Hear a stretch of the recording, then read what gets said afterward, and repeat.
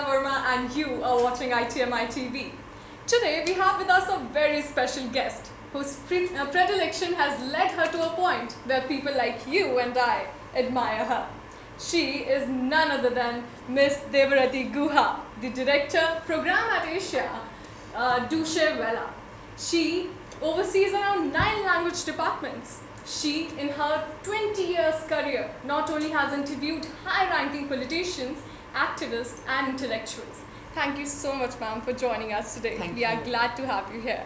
Thank you. We are looking forward to a very thoughtful conversation with you and will pick your brain for some new and insightful ideas and information. So, beginning with my first question, that is that how would you explain the constructive journalism in digital era? So it all started a few years back actually, and because I'm representing Deutsche Welle today here, I would like to say that Deutsche Welle started that around 5 years back, 5-6 years back. But when COVID came and all across the globe it was a huge problem, we saw that a lot of people all over the globe were facing news fatigue, and we wanted to make news interesting, and we thought that why not only talk about the problem but also giving a solution. And then this whole constructive journalism model came from the Northern Europe, it's from Sweden, and we thought that why we do not incorporate that and try to give solutions and not only problems. This is how solution journalism or constructive journalism came into being. And I think a lot of people think that solution journalism or constructive journalism is all about fluffy news, depicting NGOs and positive news. It's not. It's very much fact-based. Something like, there is this water bottle which is kind of, only the water is still this much. So positive news will be, it's half full, the negative will be half empty. But constructive journalists will say that it's 50% full and 50% empty. So it's basically fact-based. It's just another attitude, and there is no different method. It's focusing on solutions. I agree with all that you said, because we live in digital era and it is very important that we spread some positive information out there. So that leads me to my second question, that is what is the vision and mission statement of DW? So we have branded DW as Made for Minds. That means that we are looking for people and audience who have the similar kind of mindset, who are open to human rights debate, who are open to democratic process, who are open to rights for women and children. And this is basically our mission and vision statement. We want to have basically reach out more people and give different perspective. That is a very well idea and the vision that you have for DW, and indeed it is going to connect with the audience very much. And so that leads me to my third question, which is that in the contemporary perspective, from a contemporary perspective, what do you think are the journalistic areas that need more attention? I would say that, as I just mentioned, that our mission statement also has different perspective in mind. And I think when we started journalism, we came to journalism either to change the society or make a statement. But now this different perspective is very, very important. So even if you talk about the Ukraine-Russia war, there's obviously a perspective of India in it, yeah? Because the war is actually affecting, the flour or sunflower oil, not only in that region, but also in India, Pakistan. And to give that perspective, it could be Iran issue, it could be China, it could be the South Korean Sea War, it could be even the Middle East conflict. India has an important position, and I think even for international media, to give different perspective is very important. I think that's the crux of journalism now. More so when there is this social media, there's shorter news, people, you're basically fighting to retain these youngsters and involve them in kind of reading or viewing news. It has to be interesting, and that is why we are going into solution-oriented stories, giving different perspective. Deutsche Welle also has the new goal of regionalization. That means we are not only doing stories from Europe and sending it to the region, we want voices to be heard from the region. That's why we have opened different offices in Asia, including Delhi, Taiwan, and Jakarta. And a lot of colleagues of mine are giving and taking voices, interviewing people off the ground, and we are taking it at our program to make it diverse. That's actually, if I think about it, you're taking a solution approach and you're always taking that, and DW is actually reflecting that to the audience. But what I think is that the traditional reporting and as well as the solution based reporting, everything needs some ethics. Everything needs to include some ethics in that. So, can you explain the journalistic ethics that is needed in this particular field? Actually, the last question, the answer to the last question is similar to this. So basically, there are basic ethics of journalism that you have to take. Take care of the 5W questions. You have to take at least 2 agencies. You cannot just read something and do a news out of that. You need, we call it 4 eyes principle. At least 2 people have to check something. If it is a sensitive news, for example, Middle East, you have to be checked with 3 eyes principle. That means 6 eyes principle, that means 3 people have to check that.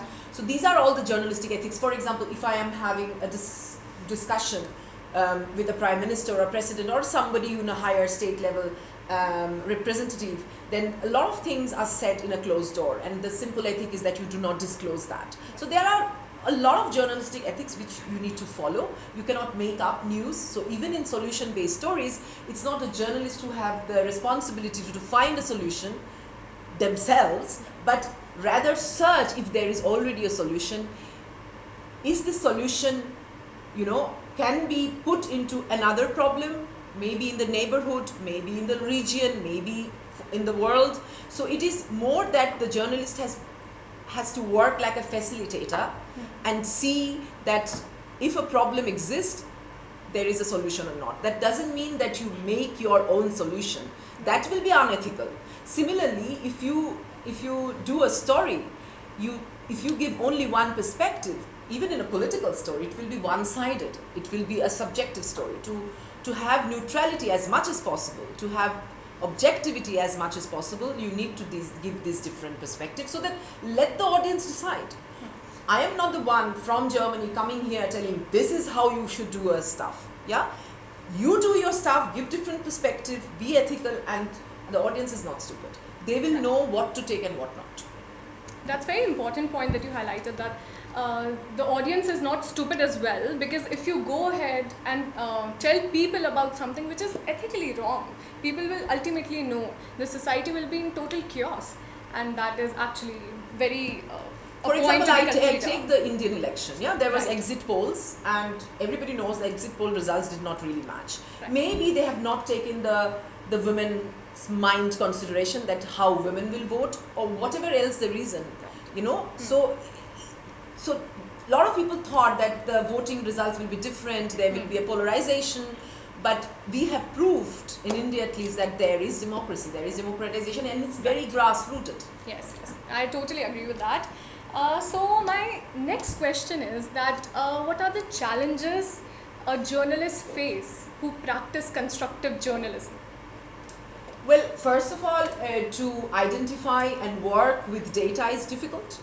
And in constructive journalism, you need a lot of data. You need a relevance, that means you need a problem and its relevance to that part of the society, that part of the village or town or city or country.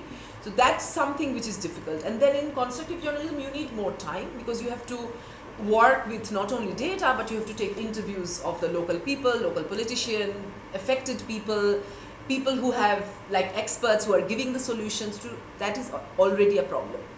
Plus, in this age of social media, there's disinformation, misinformation, and with this advancement of AI, it's of course you need to always double check your fact, your data, so that you do not give any misinformation to the audience. That is actually correct when we look at it, because constructive journalism is very new actually, if I look at it, because people are not aware of some things, and when they take another approach and not take the constructive approach, because constructive approach comes with a solution and the traditional approach is somewhat a little different from that. So I think that's everything comes with challenges, and some of that you mentioned are actually relevant to those. So my next question would be, what would be the next innovative steps in the journalistic practice in the AI intervention? So as I mentioned, that this is giving a huge challenge for not only journalists but also media practitioners, even teachers and lots of media houses. That a lot of people said that if AI is on boom, a lot of people like you guys or me will lose our job or their jobs. I think it's not true. It's basically we have to tackle that. That means that if there is misinformation or fake news or disinformation, we need to check those facts. That means each media houses, each organization should have a fact-checking department, Right. so that we know, is it really Debarati who is talking here in front of the camera and you guys are seeing me, or it is my face but actually it's not me. We have seen that even in Indian election connection, yeah. So you can modulate very easily a face, your voice, even what you are saying. So you have to be diligent. You have to do really fact checking so that there is no misinformation. At the same time, you cannot say that or deny that there will be AI, and obviously India already have a moderator who is robotic. So my suggestion would be to basically to welcome that and test it. So test all the kind of this translation which AI can create, the voiceovers. I mean, soon we will not need to go into a studio and do voiceover. You can do it on your desk, or you can translate. We will probably not need so many, but we will need checking. So even if computer is doing the translation, you would need double checking, and the more you feed your test results to the computer, the most accurate the AI would be. At the same time, as I said, I believe that it will not take our job. Rather, it will save resources, because we will not need so many people to just translate. What we can do with that resource, we can do in-depth stories. Then we can do more constructive stories, because these are more expensive. So you save some resource or money using AI, but check the facts, do double check with your colleagues, and then use that saved money to do more in-depth, more analytical, more backgroundish, more constructive stories. AI is somewhat scary if I tell you, because you must have heard something about that AI will take over the manpower in media industry, and that was very scary. But what I think is that with AI, it is easier to work. You can manage time, and everything will fall in place automatically. So we should always go ahead with the technology, use it, and always take everything which will help us in that, and which I think DW is doing well in that. So Thank you so much. I mean, it could be at some point that I was in Warner Brothers and I saw that the use of hologram there. So maybe in next interview I am not going to sit here. It will be my hologram, and I can still speak to all these wonderful audience which you have. And that will be very amazing. But we love to have you here, so that also works. So this is a question that at least India wants to know, that what would be the role and contribution of DW in delivering the real-time content to Indian audience? Real-time content, you mean current affairs content? Yes. Well, you know that DW is based primarily in Europe, so Bonn, Berlin.